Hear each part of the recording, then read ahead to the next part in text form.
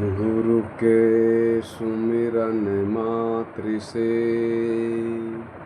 नासति विघ्न अनंत, तात सर्वारंभ में ध्वावत है सब संत। गुरु की महिमा अनंत है, कह न सके श्रुति से, जिनके कृपया कटाक्ष से रंकहु होत नरेश, रंकहु होत नरेश, रंकहु होत नरेश। हरिहर आदि ब्रह्म हैं जगत पूजी जो को, सद्गुरु की पूजा किए तो सबकी पूजा हो।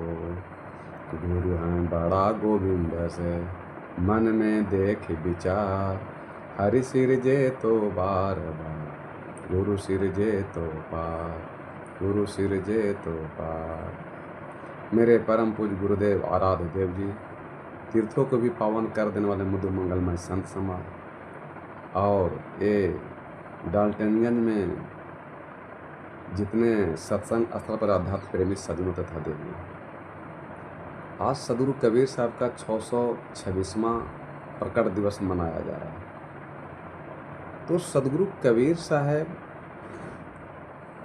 को प्रकट हुए थे, वो अवतार नहीं होते। अवतार का मतलब कि धरती पर से कहीं आना, जन्म लेना माँ के गर्भ से, तो वो अवतार हो गया तो उसको फिर मरण हो जाता है। लेकिन परम तत्व परमात्मा सदगुरु कबीर साहब एक बार जो प्रकट हुए हैं तो उनको जन्म मरण नहीं है, वो सदैव निरंतर हमेशा संसार में रहते हैं। इसलिए सदगुरु कबीर साहब का प्रकट दिवस के दिन हम लोग सत्संग के माध्यम से उनको याद करते हैं कि आज सदगुरु कबीर साहब का 626वां प्रकट दिवस है, और उसी के उपरांत में हम लोग उनको याद करते हैं। तो सदगुरु कबीर साहब पूरे संसार की क्या प्रेरणा दिए हैं? वो प्रेरणा दिए हैं कि वो मंदिर के पुजारी नहीं है, मस्जिद के पुजारी नहीं है, यज्ञ के पुजारी नहीं है, तप के पुजारी नहीं है, तीर्थ के पुजारी नहीं है, माने किसी प्रकार का पूजा पाठ कर्म कांड को पुजारी नहीं है, बल्कि सदगुरु कबीर साहब तो पुजारी हैं कि पोथी पढ़ी पढ़ी जग मुआ, पंडित भया न को, ढाई आखर प्रेम का, पढ़े सो पंडित हो। वो प्रेम के पुजारी थे, मानव के पुजारी थे, इंसान के पुजारी थे, सही प्राणियों के पुजारी थे कि माने मनुष्य है तो मंदिर है, मानव है तो मस्जिद है, और मानव नहीं है तो मंदिर मस्जिद कुछ भी नहीं है। लेकिन आज देश की जो धारणा क्या है कि मंदिर को बचा लिया जाए, लेकिन मानव को मार दिया जाए।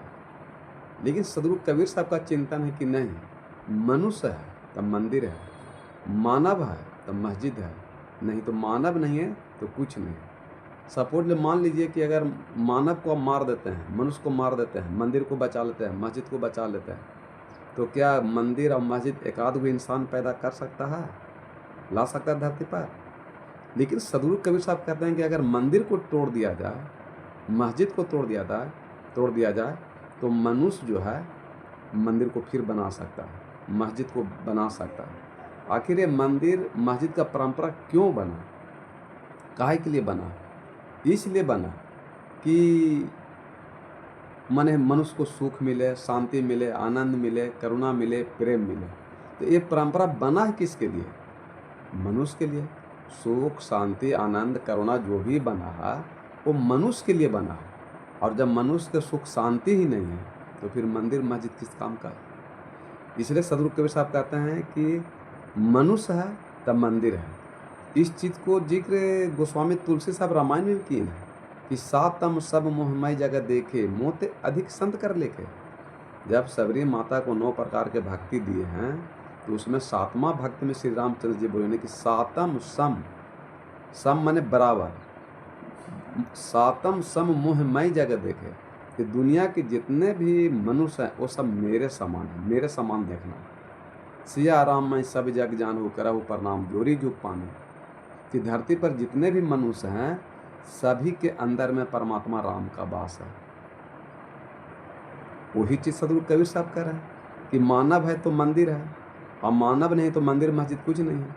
लेकिन यहाँ देश का धारणा है कि माने मंदिर को बचा लिया जाए, मस्जिद को बचा लिया जाए, लेकिन मानव को मार दिया जाए, इंसान को मार दिया जाए, तो आपको जीवन सुख शांति नहीं मिल सकता। इसलिए सदगुरु को ऐसा कहते हैं कि मंदिर तोड़ो मस्जिद तोड़ो तो कुछ नहीं मुजाकात रे बंदे, तो कुछ नहीं मुजाकात, पर किसी का दिल मत तोड़ो, यह घर खास खुदा का, यह घर खास खुदा का।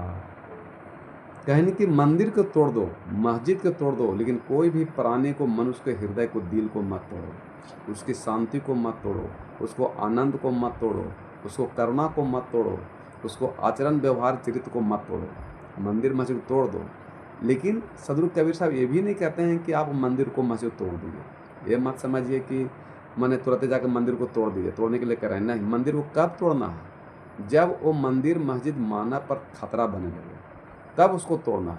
जैसे मान लिया कि मेरा हाथ है, अंगुली है, या और किसी का हाथ है, और इसमें जख्म हो जाए, और जख्म होने के दौरान आप डॉक्टर के यहाँ दिखाने के लिए गए, तो डॉक्टर के पास जब दिखाए तो डॉक्टर बोल रहा है कि खून जांच, पेशाब जांच, अल्ट्रासाउंड के बाद कि यह कैंसर इसमें हो गया, इसलिए अब हाथ को ही काटना पड़ेगा। तो अब हमारा जीवन पर खतरा है, तो अब जीवन पर खतरा है तो हमको अब अंगुली को काटना पड़ेगा, यानी हाथ को काटना पड़ेगा, तो हमारा जीवन बचेगा। ऐसे हाथ को काटना नहीं है। जब अंगुली में जख्म हो जाए, कैंसर हो जाए, जब जीवन पर खतरा हो जाए, तब है कि उसको काटना है, तोड़ना है।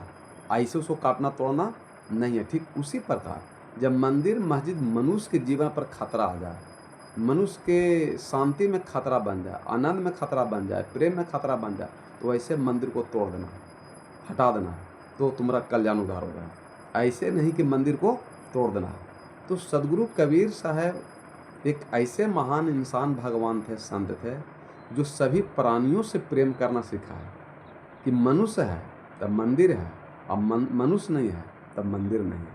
लेकिन आज धारणा क्या है? मंदिर मस्जिद के नाम पर, पूजा पाठ के नाम पर, कि सब मनुष्य को छला जा रहा है, ठगा जा रहा है, धोखे में फंसा जा रहा है आदमी को। इसलिए ये सदगुरु कबीर साहब कहते हैं कि मानव को बचाइए। तो आप जो सुख और शांति बाहर में ढूंढ रहे हैं, वो बाहर में नहीं मिलेगा। वो सुख शांति जब भी मिलेगा तो आपके भीतर से ही मिलेगा।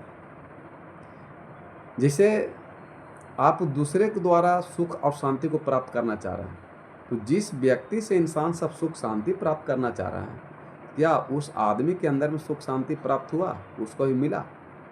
जब उसे सुख शांति प्राप्त नहीं हुआ है, तो फिर वो सुख शांति आपको कहाँ से दे सकता है?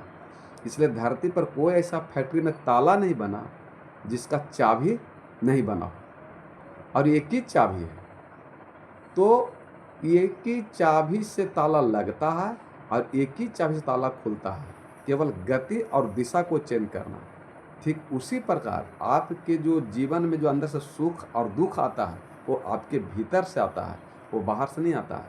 आपको सोचना है कि हमको सुख चाहिए, तो आप दया, प्रेम, करुणा, सहनशीलता, आचरण, चरित्र को बना लीजिए, बनाए रखिए, या इसको आपने धारण कर लिए, तो जितना आप सुख शांति चाहते हैं उससे ज़्यादा आपको सुख शांति मिल जाएगा।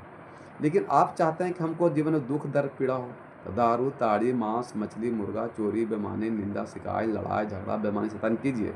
जितना आप दुख चाह रहे हैं ना, उससे कई गुना आपको दुख मिल जाएगा, उससे बहुत ज़्यादा मिल जाएगा। इसलिए आप सुख और दुख का निर्माता आप स्वयं हैं। आपको सुख दुख धरती पर कोई दे नहीं रहा, लेकिन आपका भरम है कि हम धन से, दौलत से, पति से, पत्नी से, बेटा से, माता से, पिता से सुख शांति प्राप्त करना चाहते हैं। ये कतई संभव नहीं। वो सुविधा आपको देंगे। माता, पिता, पति, पत्नी, गाड़ी घोड़ा, मर मकान, धन संपत्ति आपको सुविधा देगा, सुख शांति नहीं दे सकता। उससे सुख शांति का रिश्ता नहीं है। सदगुरु कबीर साहब कहते हैं कि सुख शांति अगर चाहते हो तो तुम अपने भीतर से प्राप्त करो, क्योंकि कबीर मन तो एक है, भावे तहाँ लगाओ। चाहे गुरु भक्ति करो, चाहे विषय कमाओ, चाहे इस मन को, इस आत्मा को, शरीर को, चाहे आप प्रवचन कराइए, सत्संग कराइए, दान कराइए, भूखे को भोजन खिलाइए, या माने किसी को शांति प्रदान कीजिए, पानी पिला दीजिए, तो ये आपका उदारता है। तो आप जितना चाहिए उतने से ज़्यादा आपको सुख मिल जाएगा। लेकिन इसी मन को आप अहंकार में लगा दीजिए, क्रोध में लगा दीजिए, घमंड में लगा दीजिए, विषय वासना में लगा दीजिए, तो फिर आपको दुख मिलेगा। इसलिए साहब कहते हैं कि कबीर मन तो एक है, भावे तहाँ लगाओ, चाहे गुरु भक्ति करो, चाहे विषय को मानो। इसी अंदर से आप मन से सुख भी प्राप्त कर सकते हैं, दुख भी प्राप्त कर सकते हैं, आनंद भी प्राप्त कर सकते हैं, करना भी प्राप्त कर सकते हैं, और राग द्वेष भी प्राप्त कर सकते हैं, निंदा शिकायत भी प्राप्त कर सकते हैं। तो आपकी जो इच्छा है वो आप प्राप्त कर सकते हैं। इसलिए सुख और दुख का निर्माता आप स्वयं हैं। इसमें आपको कोई धरती पर, घर में, मकान में आपको सुख शांति नहीं दे सकता है। ना आपको माता पिता पति पत्नी दुख देगा, और ना कोई आपको माता पिता बेटा पुत्र पत्नी आपको सुख देगा। ये भ्रम है। सब मनुष्य अपने अपने कर्म का फल माने भोगते हैं, चाहे सुख का हो या दुख का हो। इसलिए सदगुरु श्री रामचंद्र जी कहेंगे, कोई न कहूँ सुख दुख कर दाता, निज कृत कर्म भोगहु सुन भराता। जब श्री रामचंद्र जी को वनवास हुआ और पहला रात निषाद रात गोह के पास सोए, तो जो दुखी व्यक्ति रहता है उसको नींद नहीं आता है। दुखी व्यक्ति को कभी रात में नींद नहीं आ सकता। तो लक्ष्मण जी के मन में भाव उठा कि दशरथ जी और कैकेयी जी कितना गलत किए हैं कि राम एक अयोध्या में चींटी तक नहीं मारे हैं और इनको वनवास दे दिया दशरथ जी। और बगल में निषाद वो भी बैठे हुए थे, वो भी हाँ में हाँ भर देंगे, ठीक है कह रहे हैं लक्ष्मण भैया। देखिए, आपके पास सुख का चाबी नहीं रहेगा तो आप दूसरे पर हथौड़ा मारिएगा। ज्ञान बुद्धि विवेक नहीं रहेगा तो माता पिता पत्नी पर आप हथौड़ा चलाइएगा।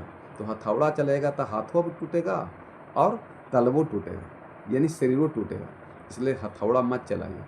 सदगुरु कबीर साहब एक सुख का चाबी देते हैं, शांति का चाबी देते हैं, आनंद का चाबी देते हैं, प्रेम का चाबी देते हैं, करुणा का चाबी देते हैं। वो चाबी सब आप लोग रखिए। वो कहते हैं कि करे बुराई सुख चाहे, करे बुराई मुक्ति चाहे, करे बुराई आनंद चाहे, कैसे पावे को, रोपे पेड़ बबूल का आम कहाँ से हो। आपकी इच्छा है कि हम आम खाएं, तो आम का पेड़ लगाइए, बबूल का पेड़ मत लगाइए। अगर आप बबूल का पेड़ लगा दिए तो फिर आम खाने की इच्छा को छोड़ दिए। लेकिन मनुष्य अपने जीवन में अहंकार, क्रोध, घमंड, दारू, ताड़ी, मांस, मछली, मुर्गा, लड़ा झगड़ा करता है और उसको दुख दर्द पीड़ा होता है, तो बोलता है पंडित जी के बुलाओ, मैंने पंडित जी को बुलाओ, इतना मंत्र पढ़ाओ कि एकदम हमारा दुख सब दूर हो जाए, यानी बबूल का पेड़ आम का हो जाएगा। आज पूरे संसार में मनुष्य यही चाह रहे हैं कि रोपते हैं बबूल का पेड़, और जब वो कांटा गड़ता है, कांटा का मतलब दुख दर्द पीड़ा देता है, तो फिर आप कहते हैं कि भाई हम तो आम लगाया था ये कांटा, लेकिन आप पहचाने नहीं कि आम का पेड़ कैसा होता है और बबूल का पेड़ कैसा होता है। लेकिन आप लगाते हैं आमे के पेड़ सोच के, लेकिन ज्ञान बुद्धि विवेक सत्संग में न जाने के चलते आप लोग पा जाता है बबूल का पेड़, और बड़ा होता है तो आपको दुख दर्द पीड़ा देता है। अब उसी पीड़ा के दरमियान में, दुख के दरमियान में मनुष्य जग तप पूजा पाठ कराता है कि साधु संत महात्मा को बुलाओ और पूरा इतना मंत्र पढ़िए बाबा कि अम्मा के बबुलवा के पेड़वा आम के पेड़ हो जाए। ये होगा कभी? ये कतई संभव नहीं है कि हो सकता है। इसलिए सदगुरु कबीर साहब मानव के पुजारी हैं, इंसान के पुजारी हैं, मंदिर के मस्जिद के पुजारी नहीं हैं, तीर्थ के पुजारी नहीं हैं। वो कहते हैं कि मानव है तो मंदिर है, मनुष्य है तो मंदिर है, अब मनुष्य नहीं है कि संसार में कुछ नहीं। तो वो जो चाबी जिससे खुलता है उसी से लगता है, दूसरा से कोई उपाय नहीं है और उसको आप तोड़ नहीं सकते। तो श्री रामचंद्र जी कहते हैं कि लक्ष्मण तुम बेकार के दोष दे रहे हो माता पिता को, दशरथ के कैकेयी को, मंत्रा को। कहेंगे नहीं भाई, आप जब से हम देखे हैं अयोध्या में कि एक चींटी तक आप नहीं मारे और दशरथ आपको वनवास दे दिया। कहेंगे बेकार पिताजी को दोष देते हो। श्री रामचंद्र जी कहते हैं कि संसार में धरती पर कोई किसी को सुख दुख नहीं दे सकता। सब मनुष्य अपने अपने कर्म का सुख और दुख भोगते हैं। अच्छा कर्म किए हैं तो सुख भोगेगा, बुरा कर्म किए हैं तो दुख भोगेगा। इसमें कोई देवता देवी राम शिव कृष्ण साधु संत महात्मा कुछ कर नहीं सकते हैं। साधु संत महात्मा केवल आपको सुख शांति मोक्ष का युक्ति बता सकते हैं। युक्ति आपको स्वयं करना पड़ेगा। अगर आप चाहते हैं कि हमको सुख शांति का मोक्ष का युक्ति मिले तो आप करुणा कीजिए, प्रेम कीजिए, दया कीजिए, सारा विषय वासना को छोड़ दीजिए, तो आपको सारा सुख शांति मोक्ष मुक्ति मिल जाएगा। ऐसे संभव नहीं है। तो श्री रामचंद्र जी क्या कहते हैं कि कोई न काहू सुख दुख कर दाता, निज कृत कर्म भोगहु सुन भराता। किसको दोष दिए? वो किसी को दोष दिए? वो कह रहे हैं कि सब मनुष्य अपने अपने कर्म का फल भोगता है। अभी हम हाल में जो अयोध्या के जो साधु हैं, महात्मा, उनका क्या नाम है, जो आँख से अंधा हैं दोनों, रामभद्राचार्य, वो बोल रहे थे कि राम का 14 बरस वनवास हुआ। उतना महान संत हैं, और वो इतना महान संत होकर कह सकते हैं कि राम जी का जो वनवास हुआ वो 14 बरस वनवास इसलिए हुआ कि 14 राक्षस को मारे थे। 14 राक्षस को मारने के लिए राम का वनवास हुआ। तो इस धरती पर आपके भीतर में 14 राक्षस है। जो धरती पर मनुष्य को जो दुख दर्द पीड़ा दे रहा है वो 14 ही राक्षस नहीं है, अनगिनत है। कितना राक्षस है? राक्षस किसे कहते हैं? जो आपको दुख दर्द पीड़ा दे, जैसे दारू, ताड़ी, मांस, मछली, मुर्गा, चोरी, बेईमानी, निंदा, शिकायत, लड़ाई झगड़ा, कलह कलेश, चिंता, टेंशन, माने कितना ये सब राक्षस है ना है। तो 14 कैसे राक्षस था? लेकिन श्री रामचंद्र जी को जो वनवास हुआ 14 बरस, वो जब विष्णु के रूप में थे तो भृगु जी के पत्नी के मूड़ी काट दिए थे। तो पहले के युग में जेल नहीं होता था, जेल नहीं होता था, और मनुष्य का कर्म का फल हर हाल में भोगना है, उसको कोई रोक नहीं सकता। चाहे हम हों, चाहे आप हो, चाहे कोई भी हो धरती पर, उसको कर्म का फल भोगना है। चाहे वो राम भी कहाँ क्यों न हो, वो सबको कर्म का फल भोगना पड़ा। विष्णु भगवान भी कर्म का फल भोगना पड़ा, कृष्ण भगवान को भी अपने कर्म का फल भोगना पड़ा। तो जब कृष्ण भगवान राम सबके अपने कर्म का फल भोगना पड़ा, तो फिर हम आप किस गली का मुरई हैं? तो सोच देखिए कि उतना महान संत होकर कहते हैं कि 14 को राक्षस को मारने के लिए राम का वनवास हुआ था। तो पहले के युग में जेल नहीं था, और विष्णु भगवान के जब रूप में थे विष्णु भगवान, तो भृगु जी की पत्नी को मूड़ी काट दी। जो भागवत महापुराण में लिखा हुआ, उसको तो पढ़े नहीं, और कहते हैं कि 14 राक्षस को मारने के लिए उनको वनवास मिला। लेकिन शास्त्र वेद कह रहा है कि राम जी भृगु जी की पत्नी की मूड़ी काटने के कारण जब राम रूप में जन्म लिया अयोध्या में, तो उनको 14 बरस जाना पड़ा वनवास। उसी को पहले जेल नहीं था, तो जेल जाना पड़ा, यानी वनवास जाना पड़ा।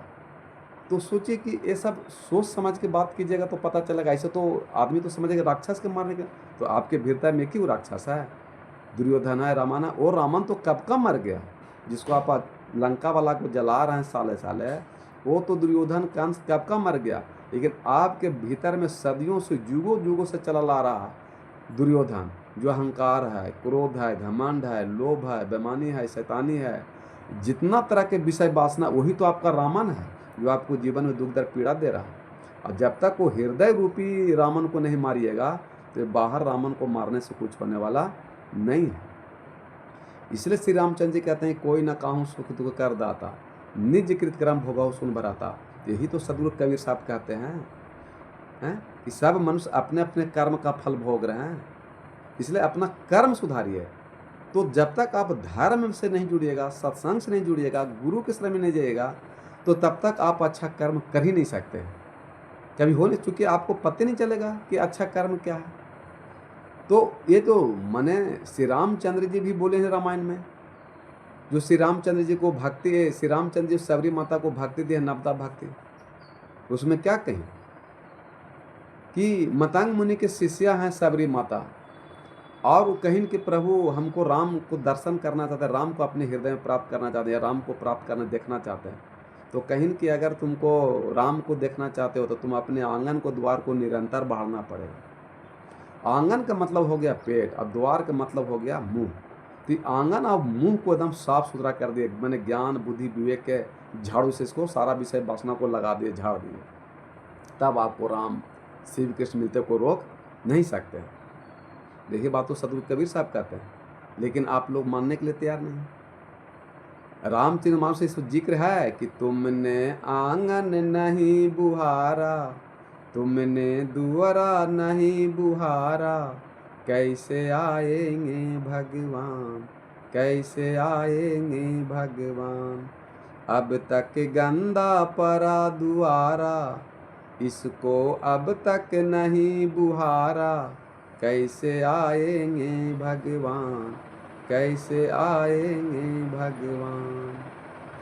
हर कोने कलमस कसाई की लगी हुई है ढेरी, कहीं ज्ञान की किरण नहीं है, हर कोठरी अंधेरी। आंगन चौबारा अंधियारा, आंगन चौबारा अंधियारा, कैसे आएंगे भगवान, कैसे आएंगे भगवान। तुमने आंगन नहीं बुहारा, तुमने दुआरा नहीं बुहारा, कैसे आएंगे भगवान, कैसे आएंगे भगवान। और जब आप मुंह को बाहर लीजिएगा, पेट को बाहर दीजिएगा, तो लास्ट में कहते हैं कि निर्मल मन हो तो रघुनायक सबरी के घर जाते हैं, सूर्य शाम के बाह पकड़ के साग विदुर घर खाते हैं। इस पर तुमने नहीं विचारा, कैसे आएंगे भगवान, कैसे आएंगे भगवान। तुमने आंगन नहीं बुहारा, तुमने दुआरा नहीं बुहारा, कैसे आएंगे भगवान, कैसे आएंगे भगवान। इसी चीज़ को सदगुरु कबीर साहब कहते हैं कि कबीर मन निर्मल भया जैसे गंगा नीर, तो पीछे पीछे हरि फिरे कहत कबीर कबीर। कि अगर आपका मन निर्मल हो गया, आचरण निर्मल हो गया, व्यवहार खान पान चरित्र आचरण सब निर्मल हो गया, तो फिर आपके हृदय में परमात्मा को आते को रोक नहीं सकते, आपको प्राप्त हो जाएंगे, मिल जाएंगे। कबीरा मन निर्मल भया जैसे गंगा नीर, पीछे पीछे हरि फिरे कहत कबीर कबीर।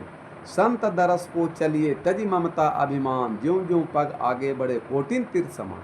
कि अगर आप संत के दर्शन में गए हैं, सत्संग में गए हैं दर्शन करने के लिए गुरु के शरण में, तो आप अभिमान का चादर हटा दीजिए, क्रोध का चादर हटा दीजिए, काम क्रोध लोभ मोह का चादर हटा दीजिए, तो आपका गुरु का जो बानी वो आपको कल्याण कर देंगे। इस चीज़ को रामायण में गोस्वामी तुलसी रामचंद्र भी कहीं है कि निर्मल मन जन सो मुँह पावा, मोह छल कपट छिद्र न भावा।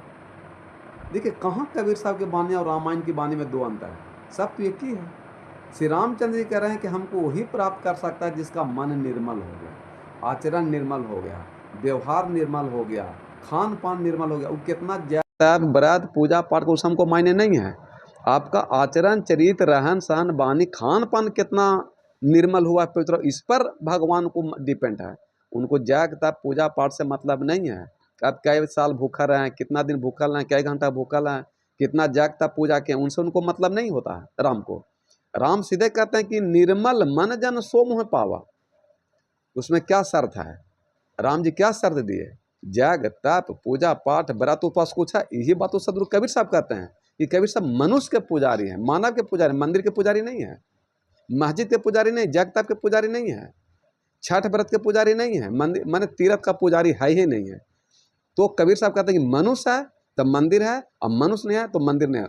वही बात श्री रामचंद्र जी कह रहे हैं कि तुम कितना जग तप व्रत पूजा पाठ करो, हमको मायने नहीं रख सकता। मायने है कि निर्मल मन जन सो मुँह पावा, जिसका निर्मल मन हो गया, खान पान पवित्र हो गया, शुद्ध हो गया, व्यवहार रहन सहन शुद्ध हो गया, चरित्र आचरण शुद्ध हो गया, आप परोपकार कर रहे हैं, दान कर रहे हैं, पुण्य कर रहे हैं, भूखे को प्यासे को भोजन पानी दे रहे हैं, तो आपको परमात्मा आपको हृदय में आके वास कर जाएंगे। फिर आपको मोक्ष मुक्ति में सुख शांति मिलेगा, फिर आपको दुख दर्द पीड़ा नहीं मिलेगा। दूसरी लाइन में कहते हैं कि मोहे छल कपट छिद्र न भावा, और जिसके हृदय में छल है, कपट है, बेमनस है, झूठ है, सच झूठ है, वो हमको भाता नहीं है। बात कबीर साहब की मिला, दोनों है ना, एक ही बात है कि निर्मल मन जन सो मुँह पावा, मोहे छल कपट छिद्र न भावा। कि जिसका मन निर्मल है, आचरण निर्मल, खान पान निर्मल होगा, और राम को प्राप्त कर सकते हैं, भगवान को प्राप्त कर सकते हैं, वो सुख शांति उनको मिलेगा, मोक्ष मुक्ति मिलेगा। लेकिन जिनके मन में छल कपट है, बेमानस है, झूठ सच है, उनको भाता वो देवता देवी आपको सुहाते नहीं है। और इसी को कबीर साहब कहते हैं कि संत दरस को जाइए तजी ममता अभिमान, ज्यों ज्यों पग आगे बढ़े कोटिन तीर्थ समान या जग समान। एक ही बात है कि अगर आप संत के शरण में गए हैं, सदगुरु के शरण में गए हैं, आश्रम में गए हैं, तो अभिमान का चादर हटा दीजिए। राम कह रहे हैं छल कपट के चादर, और सदगुरु कबीर साहब कह रहे हैं अभिमान का चादर। ये दोनों चादर एक ही है, दो नहीं है। तो आप उसको हटा दीजिए, तो आपका उद्धार कल्याण हो सकता है। और कबीर मन निर्मल भैया जैसे गंगा नीर, पीछे पीछे हरी फिरे कहत कबीर कबीर। तो दोनों एक ही बात है, दो नहीं है। इसलिए श्री रामचंद्र जी जब सबरी माता कुटिया में आए तो कहीं कि प्रभु हमको भक्ति दीजिए, तो श्री रामचंद्र जी बोली ना कि आप वो तो भाई धर्म के पराकाष्ठा हैं, वो भी मतंग मुनि के शिष्या हैं, आपको हम क्या भक्ति दे सकते हैं। लेकिन कहीं कि नहीं प्रभु, हमारे गुरु का आदेश है कि श्री रामचंद्र जी यहाँ आवेंगे तो उनसे भक्ति जरूर लेना। अरे भक्ति सबरी माता के लिए भी है और ये भक्ति पूरे संसार के लिए है। लेकिन जो श्री रामचंद्र जो भक्ति बताए हैं अपने देशवासियों करने के लिए, वो कर नहीं रहे हैं और अपना मन के कहे पर आप लोग चल रहे हैं, इसलिए दुख दर्द पीड़ा भोग रहे हैं, सुख शांति नहीं मिला। आप अपने मन से जगता पूजा पाठ कर रहे हैं, राम के कहने पर पूजा पाठ नहीं कर रहे हैं। अगर राम के कहने पर अगर उनके जो कहते अगर करते हैं तो फिर दुख दर्द पीड़ा को कहाँ जाता जब पते नहीं चलता। आप बहुत सा साधु संत महात्मा जो झूठा भक्ति फंसा दिए, पंडित लोग भी पूजा पाठ में झूठा फंसा दिया अपना पेट धंधा चलाने के लिए। इसलिए सदगुरु कबीर साहब कहते हैं किसी विचार ने कि मन के कहे जो चलते हैं, मन के कहे जो चलते हैं, वे दुख ही दुख है पाते, माया के बस में जो रहते, वे घोर नरक में जाते। अभी राम सुमर लेना तो पड़ेगा काल हथौड़ा, दौड़ा जाए रे समय का घोड़ा। राम नाम से तूने रे बंदे, क्यों अपना मुख मोड़ा, दौड़ा जाए रे समय का घोड़ा, कि दौड़ा जाए रे समय का घोड़ा। ये काल है जो आपका कर्म देखेगा, धन दौलत संपत्ति नहीं देखेगा। आप डीएम हैं, एसपी हैं, बीडीओ हैं, दरोगा हैं, ये नहीं देखेगा कि आप करोड़पति है कि गरीब है कि झोपड़ी है कि महल है। वो आपका कर्म देखेगा। अगर अच्छा कर्म है तो आपको सुख शांति मिलेगा, मोक्ष मुक्ति मिलेगा। अगर गलत कर्म है तो फिर आप जहाँ से हैं 84 में वहीं जाइएगा कि लख 84 भरम का पौ पर अटका आए, अब की पाव जो ना लखे तो फिर 84 जाए। ये मनुष्य बाहर में 84 जीवों भ्रमण करने के बाद ये मनुष्य तन मिलता है, और मनुष्य तन पा करके भी अगर आप भजन भक्ति सत्संग नहीं करते हैं तो फिर ये आत्मा आपका जहाँ से वहीं चला जाएगा। लख 84 भरम का पौ पर अटका आए, पौ पर मतलब होता 99 सबसे लास्ट पर, कि ये शरीर आपका लास्ट में मिला है। अभी शरीर पा करके अगर भजन भक्ति सत्संग करके आत्मा को मुक्त नहीं किए विषय वासना से, तो फिर आप 84 में चले जाइएगा। जैसे लूडो खेलते हैं आप लोग, तो लूडो हम लोग खेलते हैं ना, तो उसमें देखिए एक सीढ़ी रहता है और एक गोहमन सांप रहता है, सांप वाला रहता है ना लूडो में। तो सीढ़ी है क्या है कि भजन भक्ति सत्संग, गुरु का ज्ञान बुद्धि विवेक का सीढ़ी है। वो सीढ़ी पर ज्ञान बुद्धि विवेक सत्संग की सीढ़ी पर चढ़ जाएगा, वो ऊपर मोक्ष मुक्ति प्राप्त कर लेगा। और जो अहंकार क्रोध घमंड काम क्रोध लोभ मोह के विषय वासना के अगर सांप के मुंह में चला गया तो खा के फिर नीचे जीरो तक पहुंचा देगा, यानी फिर जहां सांप आए वहीं पहुंचा देगा। इसलिए कबीर साहब कहते हैं कि लख 84 भरम का पौ पर अटका आए, अब के पाव जो ना लखे तो फिर 84 जाए। तो फिर आप जहां से आए हैं इस शरीर पा करके फिर वहीं चले जाइएगा। तो ये शरीर पा करके अगर भजन भक्ति सत्संग नहीं किए तो फिर आपका जीवन बेकार है, मानव तन बेकार है, फिर आपका जीवन ऐसे बेकार हो गया। आप अपने जीवन को भंजाए नहीं। तो भजन के मतलब कि आप अपने जीवन को भंजा लीजिए, और जीवन को भजाने के लिए यहाँ लोग ढोलक झाल भजन गाते हैं, लेकिन सदगुरु कबीर कहते हैं भजन का मतलब है कि आप अपने जीवन को भंजाइए। भजाने का मतलब क्या है कि आप सारे विषय वासना को छोड़ कर करके आप जो है अपने अच्छे कर्म लगा दीजिए, तो आपका उद्धार कल्याण हो सकता है, सुख शांति मिल सकता है। इसलिए सदगुरु कबीर साहब के जयंती पर 686 जयंती पर सबको शुभ अवसर प्राप्त हो। और हम लोग अभी डाल्टनगंज में बैठे हुए हैं तो सबको सुख शांति आशीर्वाद प्राप्त हो। बिट्टू जी के भी घर में है, सब उनको भी गुरु का आशीर्वाद प्राप्त हो, सुख शांति आनंद प्राप्त हो। बोलिए सदगुरुदेव भगवान की जय। साहेब बन गई, साहेब बन गई।